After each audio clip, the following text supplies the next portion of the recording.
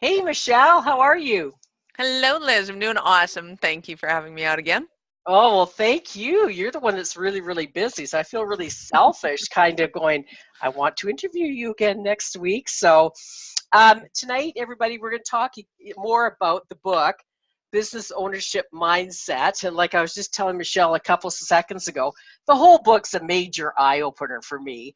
And it's like a slam right between the eyes in a lot of different areas. Tonight, we're going to talk about chapter 3.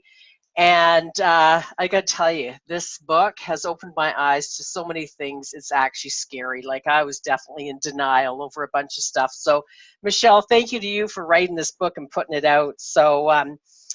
What I'm going to talk about first is, sorry, how are you doing? Doing awesome. Thanks. You're doing great.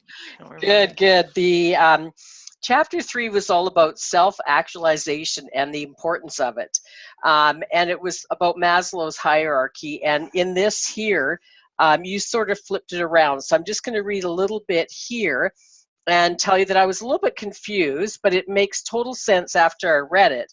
And it says here, the part that I'll read about, if this is not too jumping too far ahead, Mhm. is that it first came out in his paper that the theory of human motivation, since then, little has changed. We all seem to agree that the theory is sound. People are motivated to have our physiological needs met first. Then, once these needs are met, we're motivated to be safe. After that, we're motivated to belong. And in that place, we're motivated to find love. And that is in a place we're motivated to find our self esteem and tastefully are motivated to self actualization. And as you said in here, as I see it, most people will go through the steps one at a time, starting with the foundation, moving their way up. Unfortunately, some people will get stuck along the way and not move past the section that they're in. I don't know if it's because we are conditioned to stay there or if because they forget that there's nowhere else to grow or there is another reason. Not that those two reasons are far off from each other. And Maslow didn't study that either. He studied the successful people of the time, the 1% of the population, to formulate the basis of his theory. That fascinated me. And then you go on to say here, what you have done is study what it takes for people to become self-actualized, and I turned Maslow's hierarchy upside down with a time scale on a horizontal axis. This is fascinating. The way he has set it up and the way most people tend to live by it is that they tend to spend the majority of their time satisfying their basic needs and less time on each level as they go up. Once they have everything in place, then they can start to self-actualize. But if we flip it upside down and we spend the majority of our time in self-actualization and the least amount of our time worrying about our basic needs, then they're all met. How crazy is Brilliant. that? What's How that? crazy is that? I said, how crazy is that? I mean, most people so don't understand that. And I mean, that's why they're broke because they're spending the majority of the time going after a dollar in order to pay for their food, water, and shelter, and thinking that the more time I spend on this, eventually I'll get ahead. And it's just not true. Oh my gosh, that's just a right between the eyeballs thing right there. And once again, this book has been a major eye opener for me. And Okay. everybody, I highly recommend you all buy this book because if you want to step out of denial or, whatever words you want to put to that, get the book because it's a real wake up call. Anyway, yeah, so that was that part. And then you got into a really cool thing. A lot of people don't know what self actualization is, do they? Not at all. So in Maslow is probably the first one to bring it up as a concept or a thing, as far as I know. And basically, what self actualization is figuring out what your skills and talents are, what kind of gifts you bring to the world, and monetizing them, and being able to figure out how to materialize them. So it's not just so much about making money off of it, so much as it is doing it and having it become part of your life so that you get that fulfillment. A lot of people, as we all know, especially in the 80s, it was a really big concept to say that money can't buy you happiness. And that's because, again, people were going after the money, but they weren't getting up to the point of self-fulfillment or self-actualization. They weren't going in through becoming part of a group, falling in love, doing all of those motivational steps, as Maslow put it, in order to get up to self-actualization. They were just stuck on, how do I garner more toys? And toys isn't a part of the motivational factor. All of those, even if it's a Maserati, are still in essentially basic needs. It's a mode of transportation. It's a means of getting from point A to point B. It's not exactly higher up on the echelons of motivational items. And that's really confusing for a lot of people, is they think that I'm supposed to go to school, I'm supposed to get a job, I'm supposed to get a job at a really big firm, I'm supposed to make lots and lots of money, and this is what's going to make me happy. And they don't get that that's not making them happy. And why not? Because they've been told that that is the thing. Now, don't get me wrong, I'm not dissing money. Love money. Would love to have a Maserati. I actually prefer to have a Lamborghini, but that's beside the point. I wouldn't turn down a Maserati if it was, showed up on my doorstep. But my point is that until we self-actualize, until we find out what that thing is that makes us tick, not necessarily happy, but that thing that makes us tick, then we can figure out how to materialize that thing, how to make it into something. So if woodworking is our mode of pleasure and self-actualizing, and we go, oh my God, I'm actually really good at it, it's not so much that we have to sell it and monetize it so much as we have to build the thing. So making birdhouses, making furniture, making whatever that woodworking thing is. And then we start to want to share it. And again, we go through Maslow's hierarchy again and get that, garner the appreciation from others, become part of a group, share with other woodworkers, sell it to other people who appreciate it, and garner that love and attention. And so there's multiple layers of going through Maslow's hierarchy and what motivates us when we get to different spaces. Now, the reason I flipped it over on its head is because Maslow's hierarchy is obviously shaped like a triangle, and the majority of it is at the bottom where our needs are met, and then eventually we get to the top, the peak. And it looks like we should spend all of our time and all of our energy and all of our resources on the bottom part, or that should be the majority of our resources, and we should spend the least amount of resources on the peak. And it's not true. So I'm pretty sure that he just used it as a foundational thing, but as a representation, it probably would have been better represented had it been a house or something like that, that the foundation is your basic needs, and then it works up into the penthouse suite, which is your self-actualization. And it would have given a better image overall of what's going on.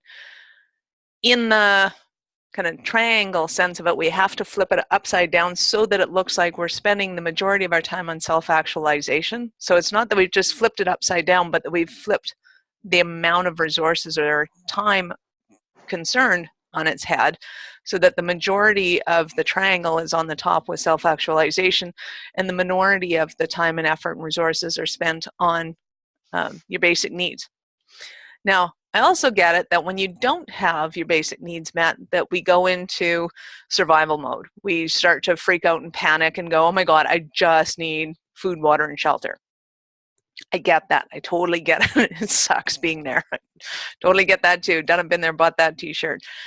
And when we do that, when we go into panic mode, our frontal lobe shuts off, and we basically rely on our reptilian brain to be able to get stuff, and we start going into hunting and gathering mode and start looking for our food, shelter, and water, which is fine, other than we are human beings and we are capable of chilling out, relaxing, and turning on our executive functions again. And when we turn on our executive functions, we can start to realize, okay, I am safe, I am okay, I will get food, especially if you live in North America. Like, it's really not as much of a panic as we like to think that it is. Just calm down, relax, turn on our executive functions. Okay, what am I good at? What do I love doing? How can I make money off of that? And start brainstorming those ideas and spend more of the time and effort in self-actualizing and figuring out what that thing is and conceptualizing it, and then going after it. And then we can make a lot more money. And again, the reason why the majority of people are broke is because they're still hunting and gathering for their food, water, and shelter. And they're not spending any time on self-actualization. And the people who spend more time in self-actualization make way more money. Way more. You know what? This is just so fascinating. Once again, it's a massive wake-up call for me in so many different areas. And once again, everybody's got to get the book. You got to read the whole book. I mean, the next chapter we're going to go into, and I think we'll just touch lightly on it and tease the audience with it because they have to get the book. It's fascinating. So chapter 4, and this one kind of hit me again, it was enlightenment through business. And in the first point, and you touched on it already, it brings up our resistance. So being in business brings up our resistance. Oh my gosh. My God, does it ever? Anybody who's been in business knows that. Every entrepreneur knows that. Every salesperson knows that going into sales brings up resistance. And of course, going into business for yourself is going to, I mean, we all know that change in itself brings about resistance. Most people don't like to change at all. Yeah. To change your focal point of your control, to change your focal point of your finances, to change your focal point of like everything, your security it's gone. So, I mean, it was interesting. I was having this conversation just today, not to jump ahead or anything, but having the conversation today that a lot of executives that get their buyout and they decide, hey, I'm going to go into business for myself.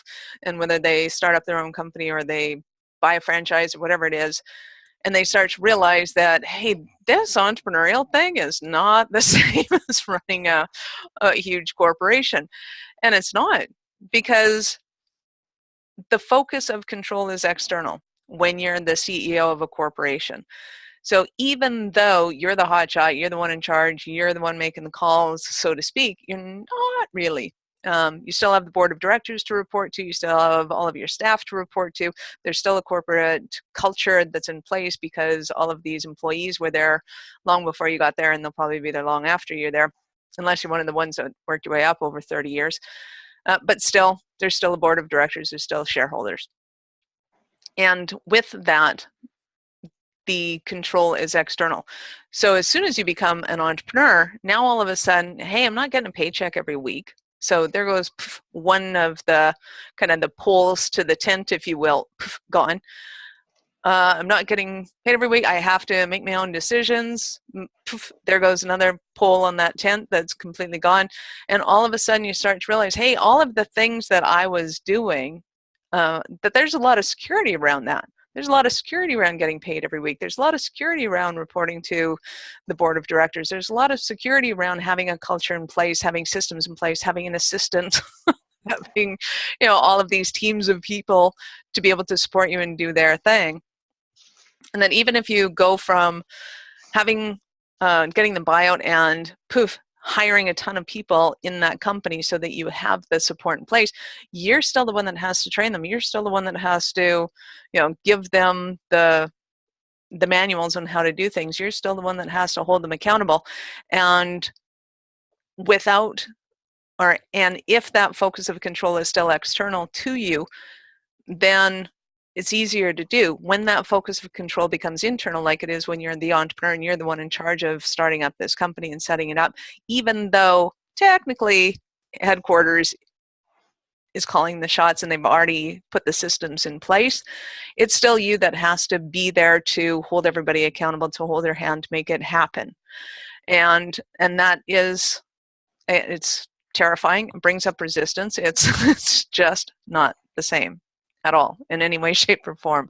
So when you realize that, things are kind of sliding sideways and you don't know why, when you realize it's because that focus of control is external and you need to bring it internally, all of a sudden there's a whole ton of resistance that'll come up, even though you might be super competent and confident that you can be the CEO of a company. Obviously you can, because you've done it before. You are. But now it's a matter of going, okay, but where is my focus of control? Is it external to me or is it internal to me? And that's what brings up the resistance. I just love that. So that was awesome. I was like, yep, that's and then there's the next chapter I was going to get into. You're talking about was part 4 on this, because how do we let it go? And I thought that's a whole other thing about how do we let it go. And gosh, How do we let it go? People, you have to buy the book to find out how. It's that's a whole other interview, right? About how do we let it go and all that. So well, and as you know, my firm belief on that one is that there's a whole other week-long course, if not more. And I mean, even my week-long course on how to let it go is really short form of what can really happen, take place. It doesn't have to take a week of information to be able to let it go, but I have a week's worth of information on it too, on how to do that.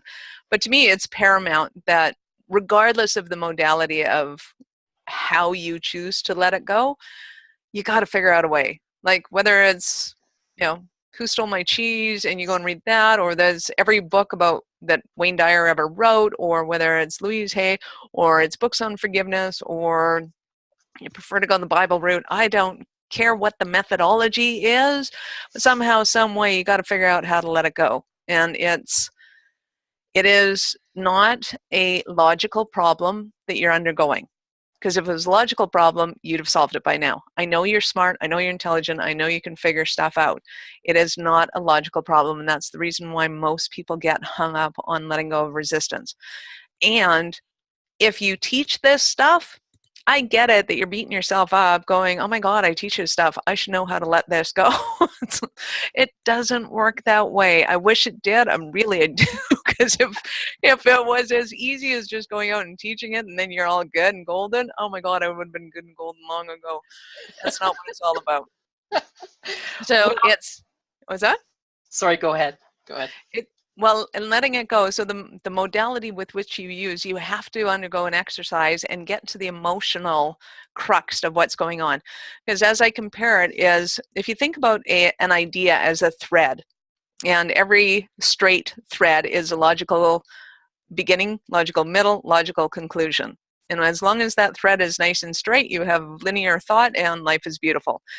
The issue with resistance is you have like 5,000 of these threads all bangled together in a big ball of yarn with tons of ends sticking out all over the place. It ends up looking a lot like people's Christmas lights do at the end of the year, being thrown around from storage room to storage room and box to box. And by the time you go to unravel it again at the next season, it's just this ball of muck that you can't figure out heads or tails from.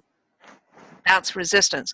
So the idea that you can pull on a thread and have it just easily come out and, oh, well, that makes sense. There's this thread. Doesn't mean you've got rid of the resistance, because you still have the whole other 4,999 threads hanging out. And just like those games where you get to pull the little piece of wood, it doesn't all tumble down and make sense of itself for a long time. Jenga is a game I was thinking of. It doesn't fall down and become clear for a long time when you have 5,000 threads of idea. So in order to let it go, you have to be able to unravel those threads to the degree with which you can start to make sense of all those separate ideas that are involved in it. We are complex beings, and it's never quite that simple. Now, there's a simple process that we can go through in order to unravel that, and you and I call that success therapy. Because there is basically a 5-step process that you go through to be able to unravel those thoughts. But it's not the only one out there. There are tons of them out there. And as I said earlier, I think in the book that the way we change our beliefs is 3 ways. One is through reason, one is through repetition, and the other is through an emotional charge. So if you can rationalize things, do that all day long. If reason is getting you to change your beliefs and how you approach things, reading a book, getting a new perspective on something, going, oh my God, that makes sense. Okay, I get why I'm doing that, and I'm not going to do it anymore. Bam, done. Awesome. You can change your behaviors based on just thinking about something and realizing, hey, I don't have to do that anymore. Second way is through repetition. It's the way dogma works. It's the way religion works. It's the way a lot of things work that effectively get you to change the way that you think about something. However, if you're not emotionally involved with it, it can take a lot of repetition and a long time to be able to create that change that you're looking for. The more emotional charge there is with that, the faster that whole change process can take place. And the third one, again, emotional charge. will fast forward that change process immensely as well. So the whole notion that it takes 21 days to change a habit, I think is a crock. Some habits take 21 days to change. Some are instantaneous, and it's like, oh no, I will never do that again in my life. Thank you very much. Or I'm totally doing that every day for the rest of my life. That was awesome. Either way. So when it comes to letting go of resistance, understand that resistance is immensely emotional. It is tied into several things. So it's like a spider web of ideas all tied together. So if you pull one thread out, it doesn't mean that it goes away. It means potentially that there's a knot inside that ball and it's tied to several other threads, and that you really have to go in there, find that knot, unravel that knot, and figure out, okay, where does this idea belong? Where does that idea belong? And where does the other idea belong? And start making choices as a 30, 40, 50-year-old, as opposed to making choices as a 5, 15, or 20-year-old, which is when those knots got tied. So, well, yeah, sorry, go ahead. No. Well, it's funny because that leads right into the last part of chapter 4. And it says, business is the best personal development training there is. I firmly believe that, and I've heard other people say that since. I think Clayton Mask from Infusionsoft has said that several times. I think that's part of his training. It's like, you can pay for personal development courses, or you can just start up a company. Well, and I want to backtrack a bit because you were talking about success therapy and about how sometimes a change can be, right away, or it can take a little bit of time. And I just want to do a shout out for success therapy, because some of the work that I did with you and other therapists in your company, it was instant, and it might have taken a couple sessions, but that was a very powerful technique, the success therapy. So that was my shout out for that, because I love it. And yes, business is the best personal development training. I'm so glad I went into business, because it got me to grow in ways I never even thought about. So well, that was chapter 3 and 4. Once again, I recommend everybody go out and buy the book, because there's so much in it, and it's just fabulous. And oh my gosh, it's such an eye opener. So maybe next week, should we talk about chapter 5? I think we should. Yes, because that one is rules of the game as employee through business ownership mindset and why they aren't transferable. Ooh. So once again, where can people buy the book, and how can they find you, and how can they get a hold of you? Awesome question. So Amazon.com or .ca, do a search for business ownership mindset, and I will come up. You'll see me and my glowing picture. There you go, on the cover. That's the book you want. And if you can just pop that up a little higher, you can see my name, which is Michelle Nedelec, Nedelec. Michelle is Michelle. Last name Nedelec. And people ask me, how do you pronounce it? And I say quickly. So yes, you can absolutely do that. You can get a hold of me at michelle@awarenessstrategies.com. That's awareness and then strategies, IES at the end.com. And I do answer all my emails. You will get a little message back saying, are you a real person? Enter ABC123, and you do that, and then I will get the email for sure. You can also call into our office at 403-259-2490. That's 403-259-2490, and tell us that Liz sent you, and we'll give you a discount on that. That's perfect. Well, listen, thank you again. I appreciate your time. I know you're busy, and I will see you next week for chapter 5. Thank you, everybody. Yeah, thanks again. I know you're busy, and we'll talk to you soon. Bye for now. Look forward to it. Bye. Bye.